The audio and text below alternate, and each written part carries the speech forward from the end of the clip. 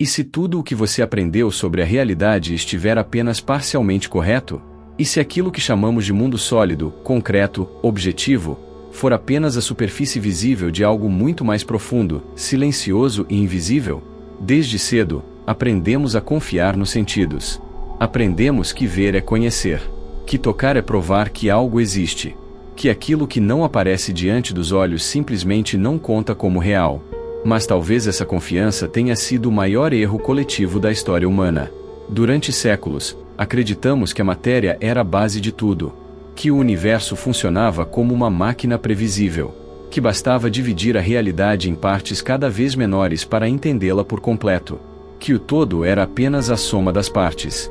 Nesse modelo, a consciência virou um detalhe incômodo, algo que não se encaixava direito, um efeito colateral do cérebro, uma consequência tardia da evolução biológica. Mas a ciência moderna começou a revelar algo profundamente desconfortável. No nível mais profundo, a realidade não é sólida. A matéria não é fundamental. O universo não é feito de coisas, mas de relações. Partículas não são objetos. São probabilidades. São excitações temporárias de algo invisível. Algo que não pode ser visto diretamente, apenas inferido. O que chamamos de real é, na verdade, um conjunto de efeitos visíveis produzidos por causas invisíveis. Agora surge uma pergunta inevitável, quase perturbadora. Por que textos escritos há quase 2000 anos já afirmavam algo tão parecido? Talvez porque esses textos nunca tenham tentado explicar o funcionamento mecânico do universo. Talvez eles estivessem falando de outro nível da realidade.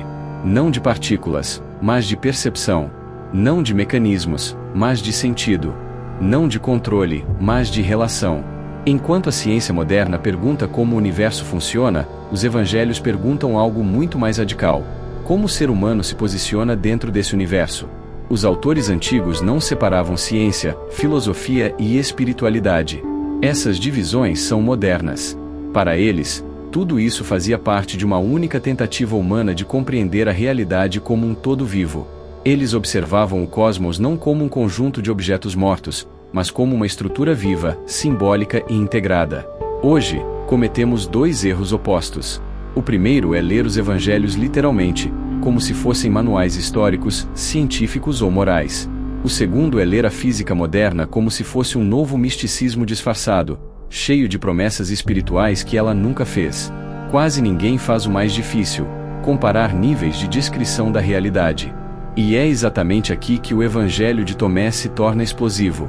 O Evangelho de Tomé não foi escrito para confortar. Ele não foi feito para tranquilizar. Ele não foi pensado para ser entendido rapidamente. Tomé é um texto de fricção. Ele cria atrito entre aquilo que acreditamos saber e aquilo que, silenciosamente, sustenta a realidade. Enquanto outros evangelhos contam histórias, Tomé lança sentenças. Enquanto outros descrevem acontecimentos externos, Tomé aponta para uma transformação interna. Para os gnósticos, a maior prisão não era política, nem social, nem moral. A maior prisão era perceptiva. Ver o mundo de forma fragmentada. Acreditar que o visível é tudo o que existe. Confundir aparência com realidade. Por isso, Tomé começa com uma afirmação perturbadora: quem encontrar o sentido destas palavras não provará a morte. Essa morte não é biológica. É a morte da ignorância ontológica. É viver sem jamais perceber a realidade profunda. Conhecer, em Tomé, não é acumular informação. É ver. É reconhecer. É alinhar percepção com estrutura. Conhece o que está diante dos teus olhos, e o que está oculto se te revelará. O que está diante dos olhos são os efeitos. O que está oculto são as causas. A física moderna confirma isso. Nunca vemos campos. Nunca vemos probabilidades. Vemos apenas resultados. O real mais profundo nunca aparece aos sentidos. Quando o Evangelho de João diz "no princípio era o Logos", não está dizendo que no início houve um som. Logos significa ordem, razão, estrutura, princípio organizador. Antes da matéria, antes do tempo, antes do espaço, já havia inteligibilidade. A física moderna diz algo semelhante. As leis não surgem depois do universo. Elas já estão embutidas na origem. Equações não criam a realidade. Elas descrevem padrões que já existem. O visível nasce do invisível. A forma nasce da ordem. A aparência nasce da estrutura. Tomé afirma: eu sou a luz que está sobre todos. A luz, na física moderna, não é apenas iluminação. Ela define causalidade. Define o que pode ser conhecido. Define o horizonte do universo. Em Tomé, a luz não é moral. Ela não salva. Ela revela. E nem tudo o que a luz revela é confortável. Eu sou o todo. Do todo eu saí. E ao todo retorno. O todo precede as partes. Campos vem antes das partículas. O contínuo vem antes do discreto. Nada vem de fora. Tudo emerge de dentro do próprio real. Energia não se perde. Informação não se perde. Tudo retorna ao campo. Isso não é céu. Não é inferno. É ontologia. A realidade não é objeto fechado. Ela se define na relação. O reino está dentro de vós e está fora de vós. Não é lugar. Não é imaginação. É estrutura relacional. Se trouxeres à tona o que está dentro de ti, isso te salvará. Não é subjetivismo. É potencial não manifestado. O possível influencia o real. Quando fizerdes 2-1, o interior como o exterior, então entrareis no reino. A separação é funcional, não fundamental. Ela serve para operar no mundo cotidiano, mas não descreve a realidade última. Na física quântica, isso aparece de forma clara. Onda e partícula não são coisas diferentes. São descrições diferentes do mesmo fenômeno. Dependendo de como se observa, a realidade responde de um jeito ou de outro.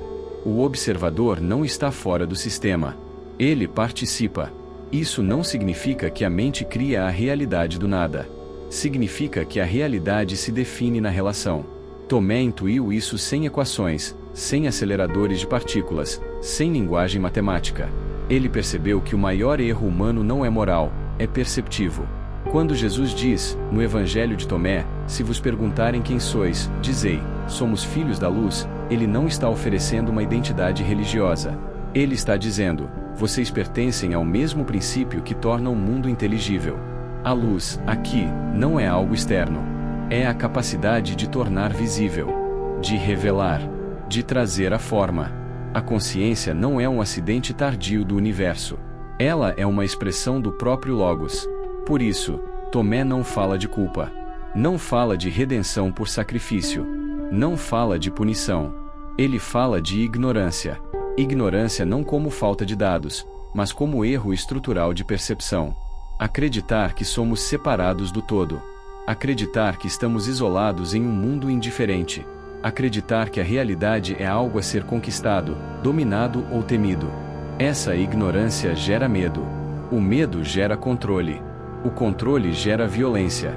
O sofrimento humano nasce dessa cadeia. Quando Tomé diz quem encontrar o sentido destas palavras não provará a morte, ele está dizendo, quem sair da ignorância não viverá como morto em vida. Morrer, aqui, não é cessar biologicamente. É atravessar a existência inteira sem jamais perceber o que ela é. É viver como estrangeiro no próprio mundo. Por isso ele afirma, conhece o que está diante dos teus olhos, e o que está oculto se te revelará.